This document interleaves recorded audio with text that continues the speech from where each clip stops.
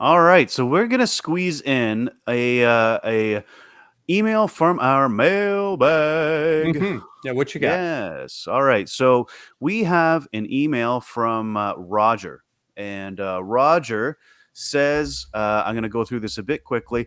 I've been in a relationship for 10 years now. We were both raised in Christian fundamentalism. That means the only people we have been with are each other. I'm in my 30s now, and I'm not really sure what to expect from a relationship. My fear is that my wife and I are sexually incompatible. She almost never needs sex and is completely happy just never being intimate. Whereas I feel quite strongly that I want sex very often. I don't want to get divorced, but I'm very unhappy with the way my relationship is. Is it selfish of me to be considering a divorce because I don't want to be married to someone who doesn't need sex like I do? We've been to marriage counselor, read books, nothing's improved. I think we might just be incompatible, but I have no relationship to compare this to. I don't know if that's legitimate or not. I'd appreciate any insight. Roger, wow. Whew. Yeah, these are big questions, and I don't want to do anything to diminish them, but I guess I just want to recognize that they're also very, very common, particularly with folks who have left a really strong fundamentalist type religion that wants to tell them about their sexuality. I don't know how much the three of us can do to answer questions about your marriage in that way. But the thing that the hill I will absolutely die on, the thing that I absolutely do feel comfortable saying to you, Roger, as a stranger on the internet, is that yes, this is a valid reason to end a Yeah. relationship.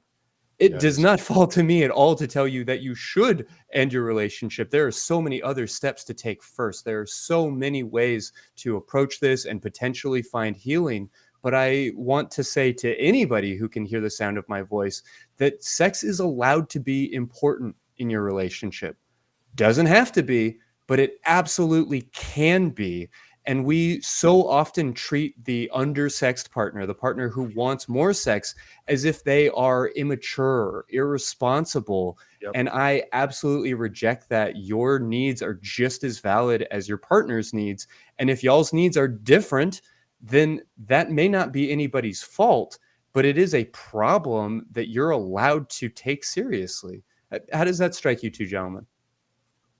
That's excellent Well, I advice. agree. Yeah, I've Yeah. been in relationships myself where our libidos just don't match up, and I wasn't married to that person, but I can definitely say that it can be a deal breaker, and it's okay for it to be a deal breaker. Like you're allowed to have non-matching libidos.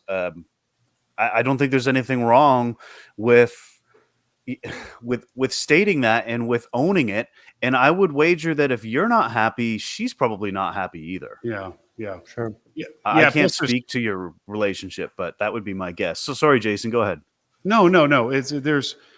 I just, it's real hard for me to understand why ending a marriage is such a, I mean, it's sad, of course, and there's a lot of stuff that you have to go through. Sure. But I don't understand why it's such a like horrific thing to do.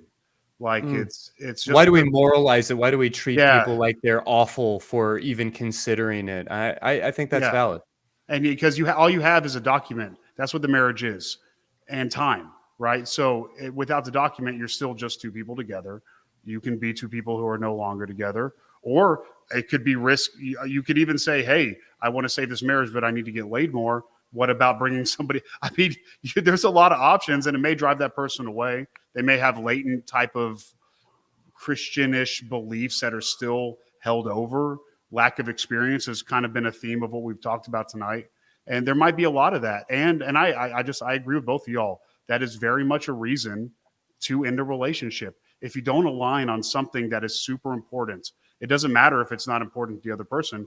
It could cleanliness could be the thing we're talking about right now. If you're Sure. not, Yeah. yeah, it's really we could be talking about I don't like the way you smell. I mean, it's really if you don't feel comfortable in your body and you find yourself doing things you're not really consenting to enthusiastically, it's time to reconsider. And I think both y'all said it's like that other person might not be happy. They probably aren't. So maybe you can just end it before you guys have.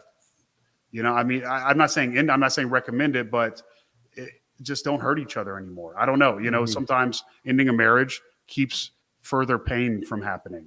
I don't know. Yeah, and like like if you're 30 and you've been married for 10 years, like I Mhm. would question whether you really knew what you were getting into. Oh yeah. Mm. Oh Because yeah. I know when I was 20, I was fucking dumb. I definitely didn't know what Force I wanted. majeure on account of being 20, 22, 25. Yeah, I'm going to admit to having gotten married at 21. And yeah, I will absolutely take that mulligan. That's not at all to dismiss this relationship, but it is reasonable that you may not want to stay in it. And Yeah. if you feel like you've already been to marriage counselors, if you feel like you've read the books, and she's not interested, she's not engaged in making that change because you're just being irresponsible or you're just being sex obsessed or whatever Mhm. else, Yeah. Yeah. that would be a real problem for me. If that's not the case, if she's here, if she cares, if she's interested and invested and wanting to figure out something that works for both of y'all, I sincerely hope that you find it. I will only say that it's valid for this issue to matter. And whatever it is that you decide, it's not unreasonable for you to take this problem seriously. Yep. I agree. 100%. My final Really thought good would point. be, Roger, beware the sunk cost fallacy.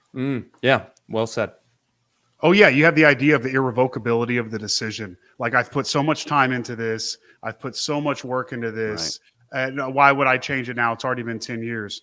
I mean, man, I mean, from somebody who was married for 15 years, and is nothing against my ex-wife. She's a wonderful co-parent, amazing mom.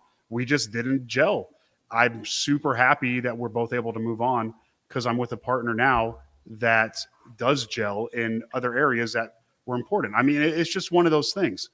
We're able to, we have a kid. I don't know if you have a kid with the person that makes it difficult, but I know in my case, we co parent. It happens. A lot of laws have changed. You don't automatically get your rights taken away from you.